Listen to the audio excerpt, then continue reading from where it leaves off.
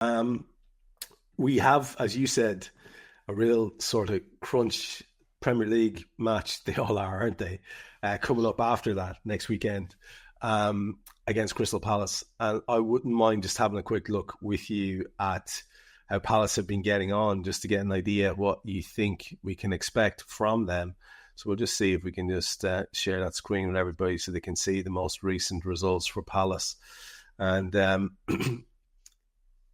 that is, yeah, so they've got us up next. So they had a 2-1 away win at West Ham there at the weekend. But before that, they had an EFL Cup 4-2 aggregate victory over Millwall.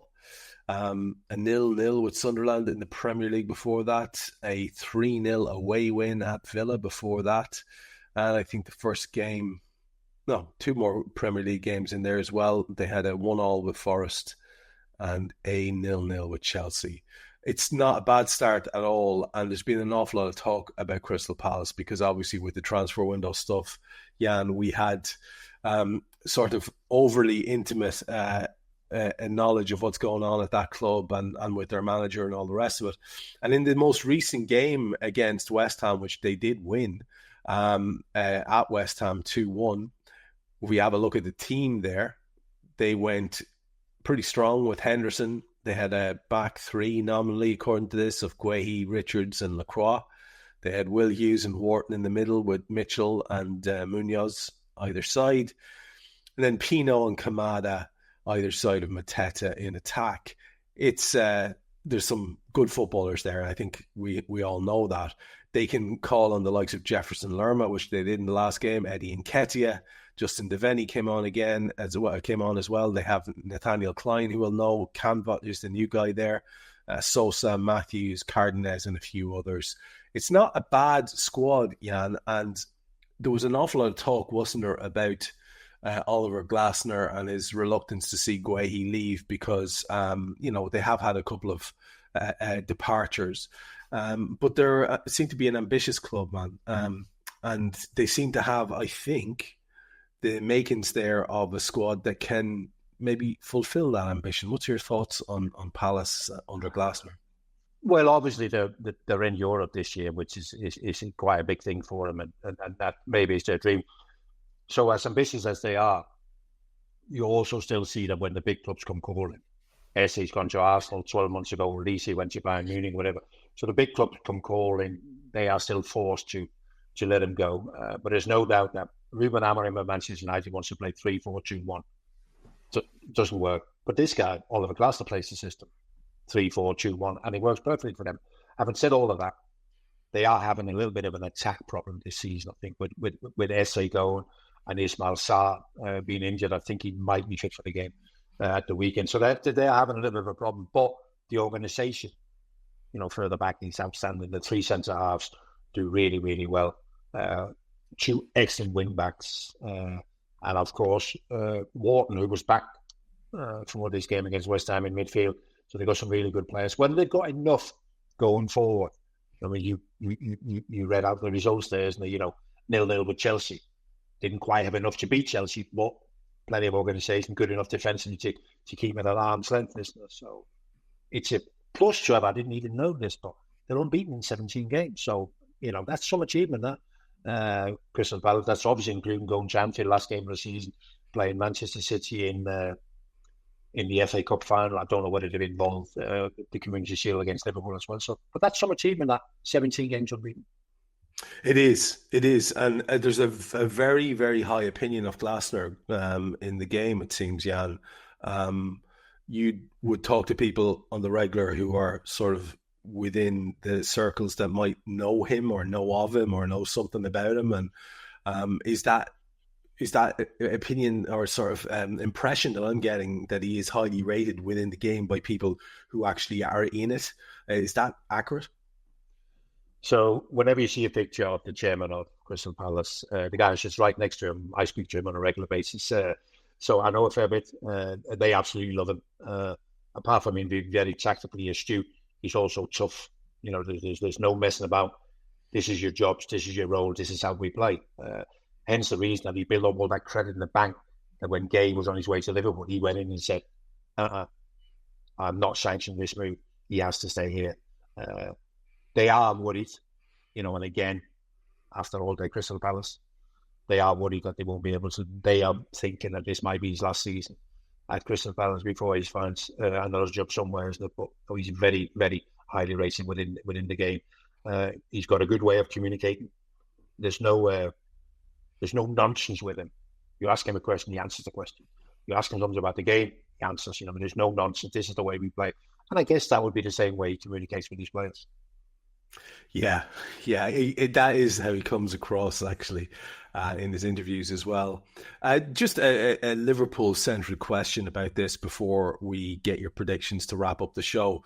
A lot of people will have been taken by surprise, I would imagine yourself as well, at the 55 or whatever it was minutes that Isak got in Europe. There has been obviously a line. We were used to Jurgen filling us full of nonsense in press conferences. He would just throw out little haymakers of lies left, right, and centre. But I thought Arne Slot was one of these guys who's a straight shooter in terms of all the information. But we were told 15 minutes, and it ends up being 55. And he did sort of play his way into it. Probably definitely needed to go when he went. I'm not saying he looked gassed, but didn't have that impact. We see him again then against Everton. That would put him ahead of the curve that an awful lot of people conservatively had him on. But again, I'm not sure what you make of what you saw from him against Everton. When we looked at it, you and I, we thought Palace would be the time when we'd see a sizable chunk of minutes. I was expecting the first big chunk, maybe half an hour or a half, would have been Palace. So we're very much ahead of that curve now. Or are we, Jan? Is this there's a science to this? I mean, maybe he doesn't feature in the next two games at all. That could be a thing too, couldn't it? I don't know. Well, the way things are going, I can't see him starting at Crystal Palace because of Hugo, and Hugo probably won't play against Southampton. So it's a case of, can Arne Slot sell it to Alexander Isak that he plays an hour against Southampton, possibly so, and then puts him on the bench for the Palace game for the last 20-25 minutes, and then trying to get him ready for October. I really don't know. But against Everton, we've all been there, Trevor.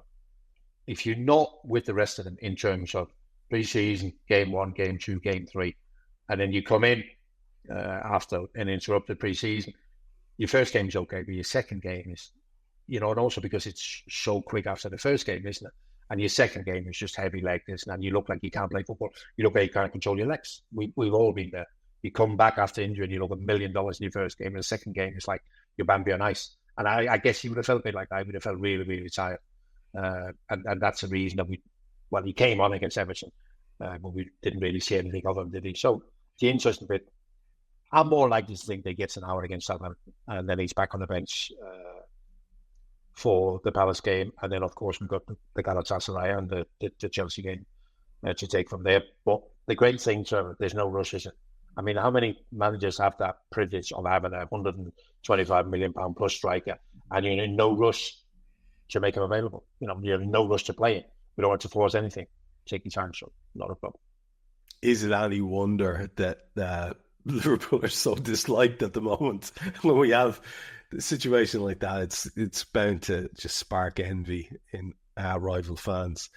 We will wrap up the show, sir, by getting your predictions as usual. So we've got the cup game. We expect it to be a solid enough Liverpool team. What the motivation levels will be like, we're not 100% certain.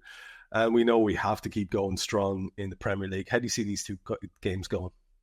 Well, I actually expect the Southampton game to be quite a good game. I'd be amazed if they don't come to play with their manager's only 32 and he will still. But Liverpool got far much too quality. So I expect Liverpool 4-1. I think they might get one because they'll probably come to try and play. So Liverpool 4, Southampton 1. Palace is going to be difficult. Palace is going to be a bit like last season, Trevor, when we went down there, we won 1-0. It's going to be similar. And I'm actually going to go for the same scoreline. Crystal Palace 0, Liverpool 1. We will take both of them, sir. We will wrap it up. Another great show. Lots and lots thrown at you today. Even a couple of things I invented on the spot, so I do appreciate it as ever, sir. So thanks very much for your flexibility on these topics. And I know I ramble a bit with the long questions as well, but You never, ever, ever let me down, man. We always get somewhere good in the end. So, as ever, cheers, man. The long question, Trevor, it's all part of it. As long as we find an answer. That's it. That's it. Look at that. A bit of philosophy from Jan Molby just to finish it off there for you folks. Jan and I will be back with you next week. We will talk now in a few minutes about what day that will be. We're kind of shaking it up a little bit at the moment as we work out schedules between us, but we will be back with you regardless. So you can look forward to that for more from this man. Until then, good luck.